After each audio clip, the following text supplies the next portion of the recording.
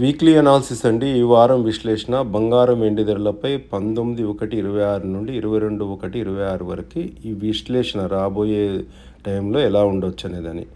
Mohammed Arafat commodity expert and YouTuber గారు ఇచ్చిన విశ్లేషణ ప్రకారము బంగారం ధర 4,390 దగ్గర, డాలర్ల దగ్గర అనుకూలత, 4,655 దగ్గర ప్రతికూలత అండి, పాజిటివ్ ట్రెండ్ ఉంది. అలాగే వెండిపైన $80 దగ్గర అనుకూలత, $96.5 దగ్గర ప్రతికూలత, పాజిటివ్ ట్రెండ్ అండి. ఇదంతా ఇంటర్నేషనల్ స్టాండర్డ్ ఔన్స్ రేట్ అండి.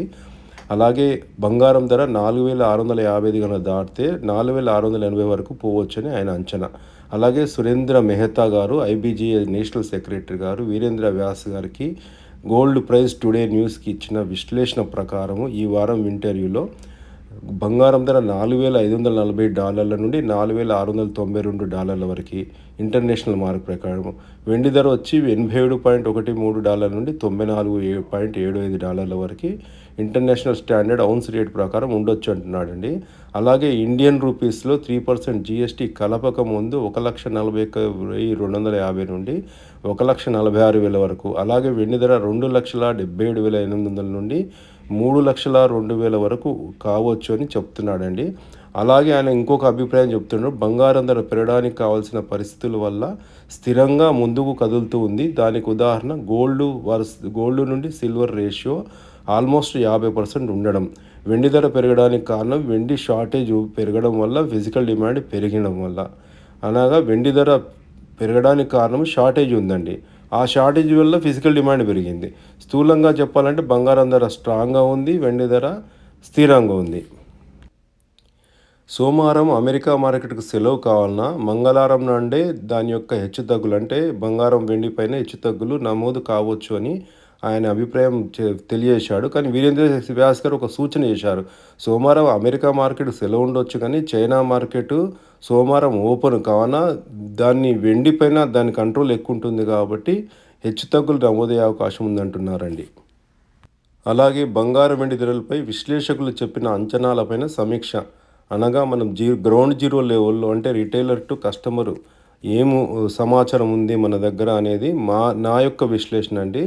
ట్రంప్ విధించిన టారిఫ్ల వల్ల అమెరికా కోర్టు ఇచ్చే తీర్పుపై ఆధారపడి ఉంటుందండి. అది పోయిన వారం అనుకున్నాము, ఈ వారం కూడా కంటిన్యూ అవుతుంది. కారణం ఇంకా ట్రంప్ యొక్క టారిఫ్ల పైన ఇంకా ఇంతవరకు కూడా అమెరికా కోర్టు ఇంకా తన యొక్క జడ్జిమెంట్ని వెలువరచలేదండి. వాళ్ళు దాన్ని ఆపి పెట్టారు.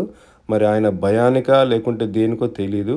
సో ఒకవేళ మన ట్రంప్కు వ్యతిరేకంగా కనుక తీర్పు వస్తే వెండి బంగారం ధరలు పడిపోతాయండి. అండ్ ఒకవేళ కనుక ఆయనకు అనుకూలంగా వస్తే వెండి ధరలు ఇలానే స్థిరంగా ఉండొచ్చు, ఇంకో కూడా పెరగవచ్చు. ఇది విశ్లేషకుల యొక్క అంచనా. అలాగే ఇంతకుముందు కూడా చెప్పామండి, రాబోయే రోజుల్లో బంగారము 9 నుండి 10%, వెండి 18 నుండి 20% వరకు సడన్గా పెరగవచ్చు, సడన్గా తగ్గొచ్చు. అది పెరిగినా తగ్గినా కూడా మన విలువైన ఖాతాదారులు ఆశ్చర్యపోవద్దని మేము విన్నవించుకుంటున్నాము. కారణము మనకే కాదు, భారతదేశం మొత్తమే కాదు, ప్రపంచ దేశాల మొత్తం కూడా అతలాకుతలమవుతున్నాయండి. ఈ ట్రంప్ పెట్టిన తారీఫ్లు, geo political tensions, trade wars వల్ల. సో ఇంతకుముందుకు మన యూట్యూబర్ మహమ్మద్ అరాఫత్ గారు కూడా చెప్పింది ఏంటంటే, ఇంతకుముందుకు 2 నెలలు 3 నెలలకు ఒక్కసారి ఇంత పర్సెంటేజ్ మార్పులు వచ్చేది ఇప్పుడు ఒక సెకండ్లో, ఒక నిమిషంలో, ఒక 10 నిమిషాల్లో కూడా వస్తుందండి. సో ఈ విధమైనటువంటి మార్పులు పెరగొచ్చు, తగ్గొచ్చు. సో దీని అన్నిటికీ కూడా సిద్ధపడి ఉండాలండి. ఇది మాత్రము ఈ పెట్టుబడిదారులకు అవకాశం అండి. ధర తగ్గినప్పుడు కొంటారు, ధర పెరిగినప్పుడు అమ్ముకుంటారు. ఇది పెట్టుబడి పెట్టి ధైర్యం చేసే వాళ్ళకు అవకాశం ఉంది. ధర పెరిగినప్పుడు కొనుక్కోవడం, తగ్గినప్పుడు కొనుక్కోవడం, ధర పెరిగినప్పుడు అమ్ముకోవడం. సో ఇది పెట్టుబడిదారులకు అవకాశం, కానీ మనలాంటి చిన్న చిన్న వాళ్ళకు చాలా కష్టం అండి. అలాగే 2026 సంవత్సరం చివరి వరకు బంగారం ధర $4,900 నుండి $5,100, అలాగే వెండి ధర $95 నుండి $105 వరకు, అనగా 3% జీఎస్టీ కాకుండా బంగారం 1,60,000 వరకు, వెండి 3,10,000 వరకు కూడా, ఇంకా 3,25,000 కూడా చెప్తున్నారండి అని విశ్లేషకులు చెప్తున్నారు. కానీ వెండి మాత్రం $95 అంటే ఆల్మోస్ట్ వచ్చేసింది ఇప్పుడే. 2026 సంవత్సరం వరకు చివరి వరకు అనుకున్నది ముందే వచ్చేసింది. సో, వెండి ఆల్రెడీ బాగా పెరిగింది కాబట్టి కొంచెం కరెక్షన్ తీసుకోవచ్చు అంటున్నారండి. కానీ సురేంద్ర మెహతా గారు ఏమన్నారు? బంగారం ధర స్ట్రాంగ్‌గా ముందుకు పోతుంది. వెండి కొంచెం స్థిరంగా ఉందంటున్నారు. అలాగే ఈయన డాక్టర్ అంకిత్ షా అండి. ఈయన 2022లోనే చెప్పాడు. వెండి, బంగారం 2 కూడా పెరిగే అవకాశాలు ఎక్కువున్నాయండి అని. నేను చాలా ఫాలో అవుతానండి. ఈయన చాలా క్లియర్‌గా చెప్తున్నాడు. దీనికి కారణం డాలరైజేషను. అంటే ఫెడరల్ బ్యాంక్‌లో ఉన్న బాండ్స్ ఏవైతే ఉన్నాయో అవన్నీ డంప్ చేస్తున్నారు ఇండియా అండ్ చైనా కలిసి. దాన్ని ఇంకా వేరే దేశాలు కూడా ఫాలో అవుతున్నాయి. సో, ఈ డాలరైజేషన్ ఎఫెక్ట్ వల్ల వెండి, బంగారం మొత్తం కూడా వెస్ట్ టు ఈస్ట్‌కి మూవ్ అవుతుంది అని చెప్తున్నారండి. ఆయన ఎప్పుడో 2021, 22లోనే అంచనా ఇచ్చారు. సో, ఈయనని నేను ఎక్కువ ఫాలో అవుతుంటాను. ఈయన చాలా విషయాలు చెప్తాడు. మనకు వెండి, బంగారం సంబంధించింది ఇదే చెప్పాడాయన.